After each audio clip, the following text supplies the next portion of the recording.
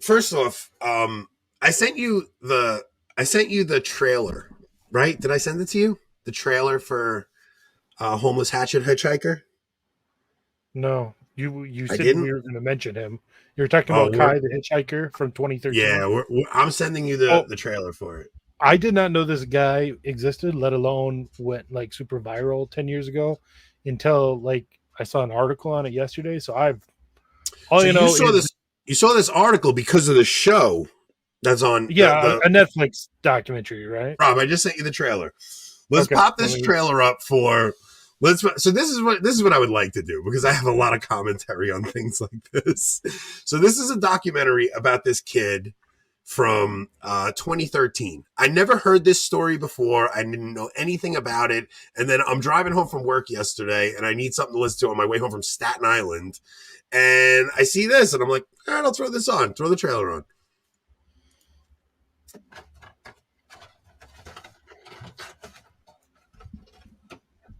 Hero. This dude went from this heroic. Have you heard about Kai, the hitchhiking hatchet hero? This dude went from this heroic, beautiful person to wanted for murder. An absolute bizarre scene here in West Fresno. A man plows his car into a PG&E worker, pinning him against his truck. Two women are trying to help him. He runs up and he grabs one of them, man. So I ran up behind him with a hatchet. Smash, smash, smash.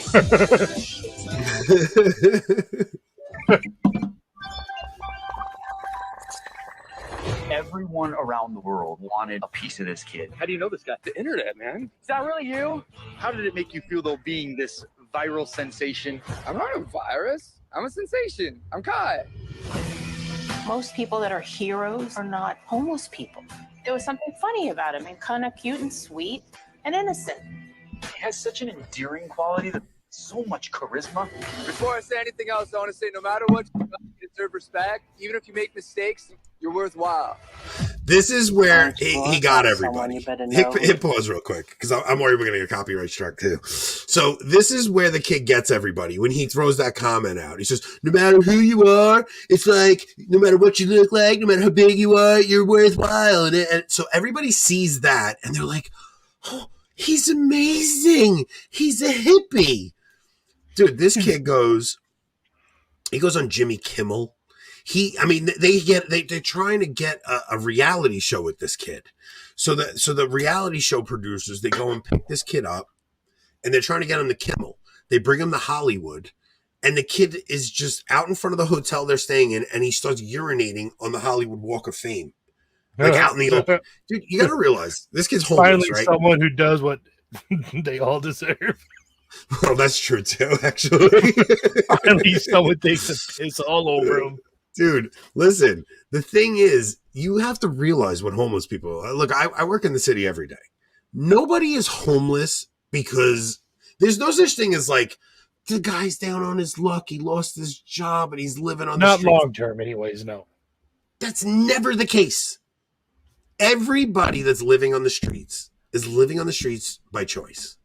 Okay? You have, Rob, listen, they have homeless shelters. There's people have help. There's plenty of places they could go. The government's there to give you help. There's nobody living on the streets.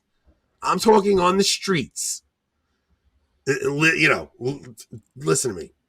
All right, maybe there are cases, but I would just say like choice is debatable depending on the level of like mental illness, right? Like, Rob, listen to me. When it comes to, you have to understand something. If there is something very, we look at a homeless person, you're like, oh my gosh, what happened there? What happened there? You have to realize these are people that have substance abuse problems and mental illness. oh, I know. And there is something about checking out of the world and not having to deal with anything except where am I getting my next bottle of booze or where am I getting my next fix? There's something about not having any responsibility whatsoever that's, it's just, I mean, look, you had that story years ago where this woman comes up with, it was a fraud case where the woman came up with this story of, a homeless guy gave her his last $20 Like she ran out of gas and she didn't know what to do. And a homeless guy came up and he goes, you know what? Just take my last $20 and go get gas so you can get home. They made a whole video about it. All of a sudden they started GoFundMe and people donate like 600 grand to this GoFundMe. The woman is in control of the GoFundMe. She throws the guy a little bit of it. It turns into a huge thing. They both get in trouble for fraud. This guy, he took like 300 grand, went through it in substance. I mean, he put it all in his arm. There's something about homeless people that they're just off. They're not right. Like they're right. But so I would say right. it's not so much their choice. It's the fact that number of inpatient beds for mental illness in this country went from like 350 per 100,000 people in the 50s to 17 per 100,000 people now. You know, so I think that's probably the biggest impact on it personally. We don't have anywhere to actually put these people. Samantha says, we ended up homeless with a toddler, her pregnant in the dead of winter. Fun time. Slept in a church basement for months. Samantha, I would love to hear that story. If you're willing to tell it. So maybe we'll talk offline or outside of the show, because if you're ever willing to tell that story, I would love to just hear how that happened, how you came out of it. That's probably, I love hearing stories. Like I really do love, especially a story that has a good ending, right? Where somebody came out of that scenario. But the point that I'm saying, even with Samantha, people hit hard times and they can lose their jobs and lose their homes. That's not what I'm talking about. I'm talking about the people you see on the street panhandling and stuff. There's usually an underlying condition, like Rob is saying, not by choice. There's an underlying issue. There's either a substance abuse problem or there's a mental illness problem. So they go and they take this kid who clearly has mental illness issues and he clearly has substance abuse issues. And they're trying I think what you're saying is people don't live on the streets for lack of money, like being available. That's not the issue. Right. It's look, a lot of them is because they would rather be on the street so that they could drink themselves into oblivion, shoot themselves in the arm into oblivion, or whatever it is, or they're just a little off and they just are nuts, like that's most cases. So, yeah, that's great. So maybe we'll set that up one day, Samantha. All right. So now this kid, they bring him on Kimmel. This kid is, everybody knows him. This is back in 2013. I wasn't even paying attention to the internet back then. He hitchhikes to Jersey from California and he ends up at this old 70-something-year-old man's house. And next thing you know, the guy's dead. Somebody beat him to death and there's a manhunt for him. And the kid, that's it. It's like the idea that these people, this story was, this kid is hitchhiking with somebody. The original story. He's hitchhiking with somebody. They get high together. Who knows if this kid Kai didn't put angel dust in it or something. Got the guy goes crazy. He drives his car into a black. The Kai also claimed that this guy, while they were driving, I don't know if it was before or after smoking, like confessed to like child pornography and stuff like that, and all these. That's what Kai says. Okay, right, that's what Kai. That's says. what Kai says. Here's what I think. Here's what my take on the story is, and this doesn't really get into this in the documentary. Why have less than half the people watching this stream not smash that like button? Smash the like button, guys. Come on. There's 40 of you in here. There's only 20 likes on the video.